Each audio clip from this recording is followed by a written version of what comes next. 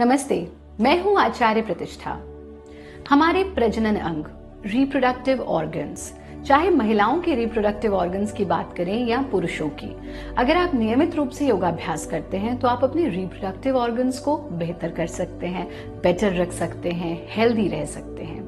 हमारे reproductive organ से जुड़ी हुई अनेकानेक समस्याएं हमारी माताएं भी अनुभव करती हैं और हमारे भाई भी अनुभव करते हैं। हम आज स्पेसिफिक उन प्रॉब्लम्स के बारे में एक एक करके तो चर्चा नहीं कर रहे हैं। हाँ, आने वाले एपिसोड्स में जरूर हम अलग अलग रिप्रोडक्टिव ऑर्गन से जुड़ी हुई या सेक्सुअल डिसऑर्डर्स जो हमारे होते हैं उन पर निश्चित रूप से अलग अलग एपिसोड्स बनाएंगे। लेकिन आज हम बात कर रहे हैं in whole complete reproductive organs के हेल्थ की। रिप्रोडक्टिव ऑर्गन्स को स्वस्थ रखने के लिए आसान सी योग क्रियाएं आपको करनी है, वो तो हम जानेंगे ही, लेकिन उससे पहले आज का योग विचार।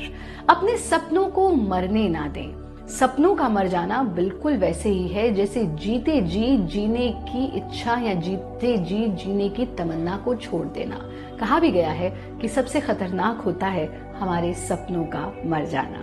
सपने देखिए बंद आंखों के साथ, और जैसे ही आंखें खुले अपने सपनों को साकार करने के लिए जुट जाइए। आइए जानते हैं आसान सी योग की क्रियाएं आपके प्रजनन अंगों को स्वस्थ रखने के लिए।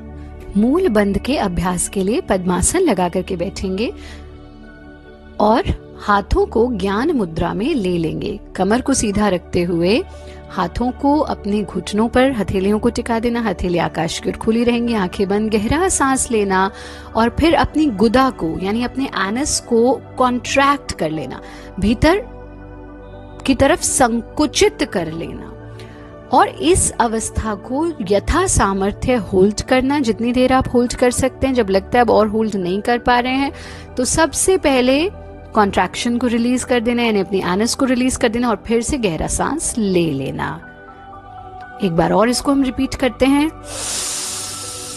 इनहेल, कॉन्ट्रैक्ट योर एनस, गुदा को पूरी तरह से संकुचित करना, होल्ड और फिर संकुचित की हुई गुदा को रिलीज कर देना, सांस छोड़ देना और फिर से सांस ले लेना। जब आप धीरे धीरे इसका अभ्यास करेंगे तो आप बिना सांस को होल्ड किए नॉर्मल ब्रीदिंग के साथ भी इसको कर पाएंगे। अभी आप इसको 9 से 10 बार तक रिपीट करिए और फिर 9 से 10 बार रिपीट करने के बाद हम अपने घुटनों के बल आ जाते हैं और करते हैं बिलाव आसन।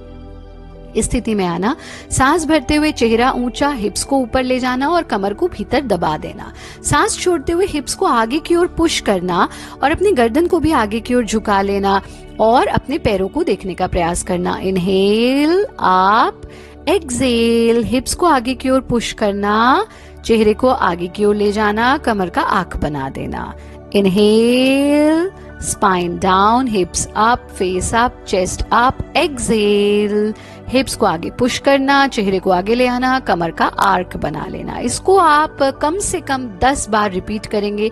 बहुत जल्दबाजी में भी नहीं करना, बहुत स्लो भी नहीं करना। 10 बार करने के बाद वज्रासन में बैठ करके अपने हाथों को पूरी तरह से ढीला छोड़ देंगे। प्रयत्न शैथिल्यम, रिलैक्स।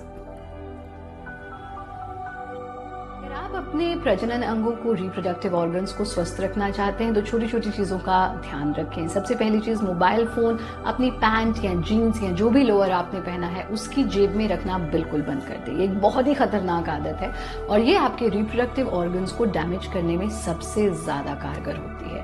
साथ में अगर आप किसी भी तरह का कोई भी आप स्मोकिंग करते हैं या फिर आप too much of non vegetarian food का इंटेक लेते हैं, टू मच ऑफ तामसिक भोजन करते हैं तो उसको बंद कर दीजिए। पानी खूब पीजिए और कहा भी गया कि जिसके बारे में हम सोचते हैं हम वैसे ही बनते चले जाते हैं। तो नियमित रूप से हनुमान चालीसा का पाठ कीजिए, हनुमान जी की आराधना कीजिए, मन से शुद्ध रहिए, तन से शुद्ध रहिए, शुद्ध विचारों को अपने भीतर आने दें, यानी जितने भी अशुद्ध विचार है उनसे दूर रहिए। अपनी दिनचर्या बनाइए, प्रकृति के साथ समय जरूर बिताइए, समय से भोजन करिए और हमारा कार्यक्रम नियमित रूप से देखते रहिए।